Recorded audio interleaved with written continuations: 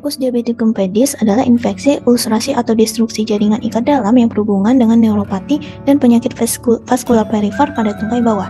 Kaki diabetikum adalah spektrum penyakit yang melibatkan seluruh komponen kaki penderita DM, meliputi kulit, jaringan lunak, dan struktur tulang kaki dengan manifestasi berupa sulitis, ulkus, neuropati, dan gangren.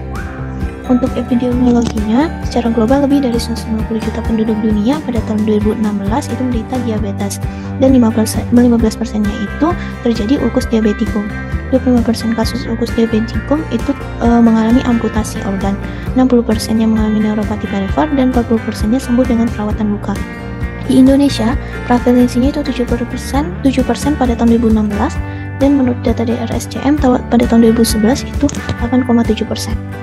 Untuk etiologinya itu sendiri, itu adanya neuropati berupa sensori, motorik, otonomik, dan dekubitus, kemudian adanya infeksi, kemudian adanya vascular insufficiency berupa tibial disease atau medial calcinosis yang meningkatkan risiko terjadinya minor trauma. Kemudian untuk faktor risikonya, itu adanya kontribusi sistemik ataupun general, adanya hiperglikemi yang tidak terkontrol, kemudian DM yang lama, kemudian adanya penyakit peripheral vascular, adanya blindness or visual loss, atau adanya penyakit ginjal kronik atau usia, kemudian adanya pada pasien usia tua. Kemudian untuk lokalnya itu ada peripheral neuropati, structural foot deformity, adanya trauma akibat ukuran sepatu yang tidak sesuai, kalus, kemudian riwayat amputasi akibat ulcerasi sebelumnya, kemudian adanya peningkatan tekanan yang berkepanjangan, dan juga adanya mobilitas sendi yang terbatas. Atau fisiologinya itu sendiri, ulkus kaki diabetik terbentuk dari berbagai mekanisme patofisiologi dan neuropati diabetik merupakan salah satu faktor yang paling berperan. Menurunnya input sensorik pada ekstremitas bawah menyebabkan kaki mudah mengalami perlukaan dan cenderung berulang. Selain neuropati, komplikasi diabetes yang lain adalah vaskulopati baik pada mikrovaskular maupun makrovaskular. Hal ini menyebabkan aliran darah ke ekstremitas bawah berkurang dan melambatnya tekanan oksigen gradien di jaringan. Keadaan hipoksia dan trauma berulang ini menyebabkan ulkus berkembang menjadi luka kronis. Hubungan neuropati, vaskulopati, dan trauma pada patofisiologi terbentuknya ulkus kaki diabetik ini, di mana neuropati perifer merupakan faktor predisposisi paling awal muncul, meliputi disfungsi sensoris, autonom, dan neuropati motorik. Gangguan serabut sensoris menyebabkan menurunnya sensasi nyeri sehingga kaki penderita diabetik dapat dengan mudah mengalami penlukaan tanpa disadari. Kemudian disfungsi autonom menyebabkan perubahan aliran mikrovaskular dan terjadi arteri vena standing sehingga mengganggu perfusi ke jaringan, meningkatkan temperatur kulit dan terjadi edem. Selain itu, kaki penderita menjadi kering dan mudah timbul visura karena menurunnya fungsi kelenjar keringat sehingga cenderung menjadi hiperkeratosis dan mudah timbul ulkus. Neuropati motorik menyebabkan kelemahan otot sehingga terjadi biomekanik abnormal pada kaki dan menimbulkan deformitas seperti hamartos, tortus, dan charcot. Bersama dengan adanya neuropati memudahkan terbentuknya kalus. Makroangiopati tampak sebagai obstruksi pada pembuluh darah besar, yaitu arteri infrapopliteal, dan terganggunya sirkulasi darah kolateral. Hal ini menimbulkan penyakit arteri perifer pada ekstremitas bawah. PLS ini merupakan faktor risiko meningkatkan kejadian ulkus diabetes terinfeksi. Sedangkan akibat dari mikroangiopati adalah penebalan membran basal kapiler dan difusi endotel yang mengganggu pertukaran nutrien dan oksigen sehingga terjadi iskemia di jaringan. Untuk klasifikasinya ada menurut Edmond, Wagner, University of Texas, dan Fontaine. Untuk klasifikasi berdasarkan Edmond, itu ada ulkus neuropatik, di mana kaki hangat, perfusi masih baik dengan denyut masih teraba, keringat berkurang, kulit kering dan pecah-pecah. Untuk kemudian yang kedua ada ulkus neuroiskemik, kaki lebih dingin, pulsasi tidak teraba, kulit tipis, halus, dan tanpa rambut. Kemudian atrofi jaringan sikutan, kaudicatio intermittent, dan nyeri pada saat istirahat mungkin tidak terasa karena neuropati. Kemudian klasifikasi selanjutnya itu grade 0, tidak adanya lesi yang terbuka. Kemudian grade 1 adanya ulkus superficial. Grade yang ketiga adanya ulkus yang dalam. Grade 2 adanya ulkus dalam. Grade 3 adanya abscess osteitis. Grade 4 adanya gangren forefoot. Yang grade 5 adanya gangren pada seluruh kaki. Selanjutnya klasifikasi kaki diabetik menurut Wagner. Derajat 0 tidak ada ulcerasi tetapi beresiko terjadinya ulcerasi. Tata laksananya itu pencegahan. Derajat kedua itu ada ulkus superficial terlokalisasi. Untuk tata laksananya itu antibiotik dan kontrol gula darah. Yang kedua, ulkus dalam disesulitis tanpa abses atau kelainan tulang. Dilakukan debridement, berikan antibiotik dan kontrol gula darah. Kemudian ketiga itu ulkus dalam disertai kelainan kulit dan abses luas yang dalam. Dilakukan debridement dan amputasi minimal. Grade 4 itu ada gangguan terbatas hanya pada ibu jari kaki atau tumit. Kemudian debridement dan amputasi luas. Derajat 5 gangguan seluruh kaki, kemudian laksana amputasi di bawah lutut.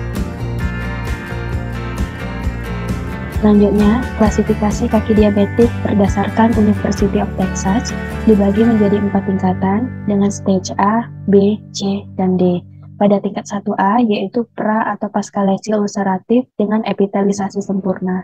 Pada tingkat 2A yaitu lesi superficial tidak melibatkan tendon, kapsul, sendi, dan tulang.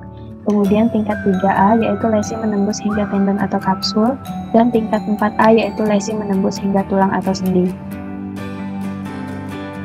Kemudian, klasifikasi diabetik foot menurut Fontaine dibagi menjadi stadium 1 hingga 4. Stadium 1 yaitu asimptomatis atau gejala tidak khas berupa kesemutan. Stadium 2 terjadi claudicatio intermittent. Stadium 3 yaitu timbul nyeri saat istirahat. Dan stadium 4 yaitu terjadinya kerusakan jaringan karena anoksia ataupun ulkus. Kemudian untuk manifestasi klinis, dapat ditemukan luka yang tak kunjung sembuh. Untuk lokasinya pada daerah tumpuan beban terbesar, tanda-tanda inflamasi berupa edema, panas, merah, ulkus berbau, dan bisa terdapat pus. Dan jika ditemukan adanya pus, patut dicurigai adanya infeksi.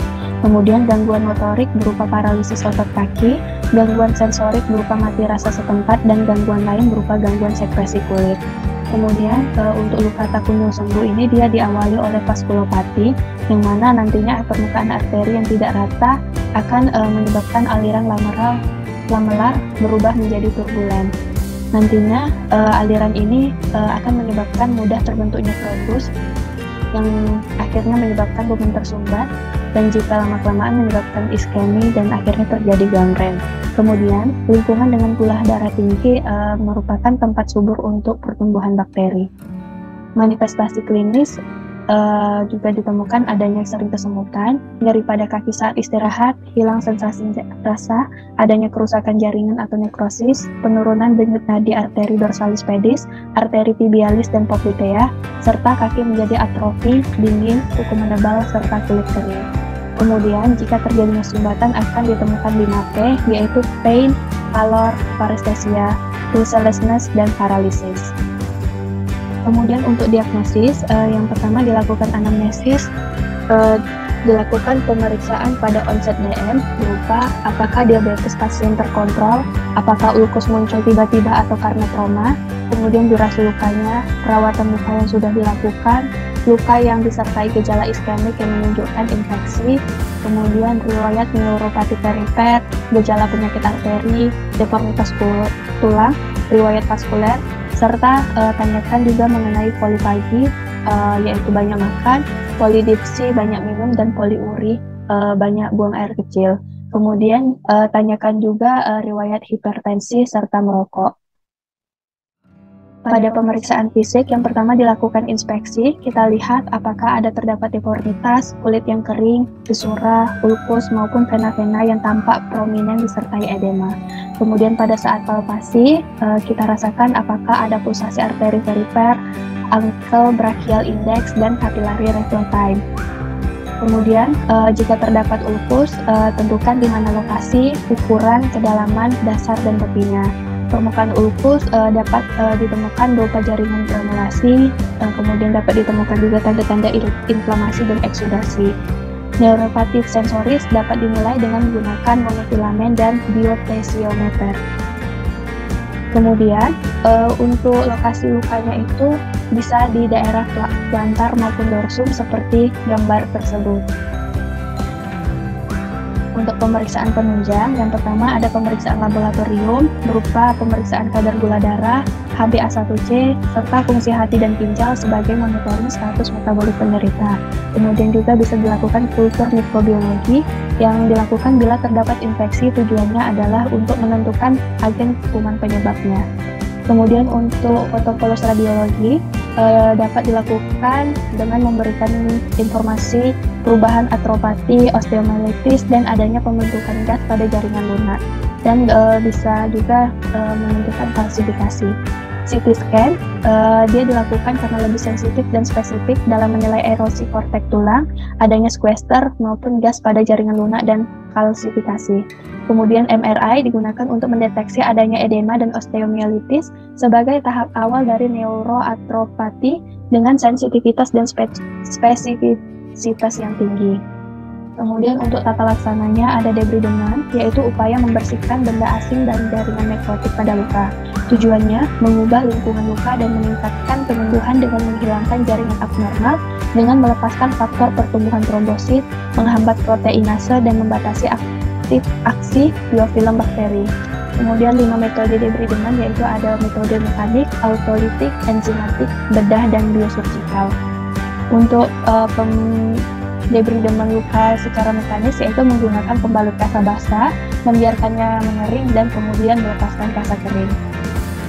Untuk tata laksana farmakologinya dapat dilakukan dengan pemberian antibiotik intravena untuk infeksi berat, meliputi imipenem, kilastatin, lactam D lactamase berupa ampicillin dan piperacillin, dan cephalosporin spektrum luas. Kemudian jika hasil kultur belum ada, dapat diberikan antibiotik triple blind terapi yang terdiri atas ceftriaxone, ciprofloxacin, dan metronidazole.